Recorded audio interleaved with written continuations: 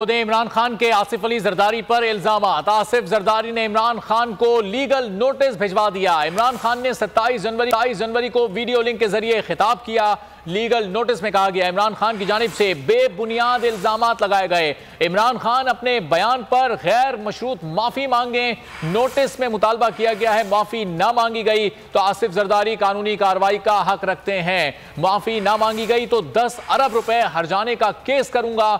Notice का मतन सामने आ चुका है। इमरान खान के आसिफ जरदारी पर इल्जामात के बाद आसिफ जरदारी ने इमरान खान को लीगल नोटिस भिजवा दिया है, जिसमें गैर मशरूत माफी मांगने का मुतालबा किया गया है। नोटिस में तफसीलात लिखी हैं। इमरान खान ने 27 जनवरी को वीडियो लिंक के जरिए खिताब किया। इमरान खान की जानिब से बेबुनियाद इल्जामात लगाए गए। मजीद जानेंगे बोल न्यूज के नुमाइंदे मलिक सईद आवान से।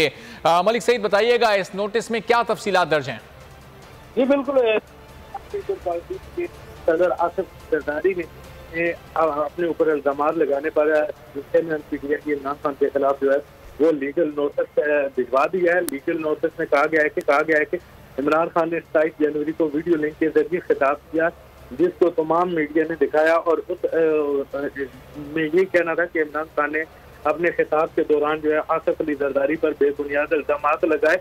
वो अपने इन इल्जामात पर जो है आसिफ अली जरदारी से गैर मशरूत माफी मांगे, क्योंकि इन इल्जामात की वजह से उनकी साख मुतासर हुई है। अगर वो माफी नहीं मांगते तो आसिफ अली जरदारी कानूनी कार्रवाई का हक रखते हैं।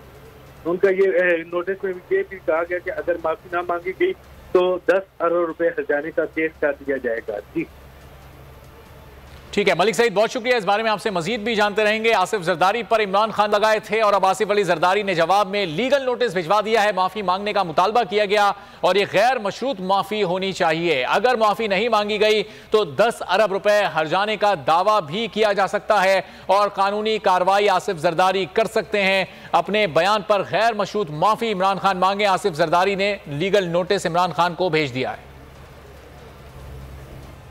एक और अहम खबर है, लाल हवेली सील करने का मामला है। शेख रशीद ने लाल हवेली के दस्तावेजात फराहम कर दिए हैं। मतरूका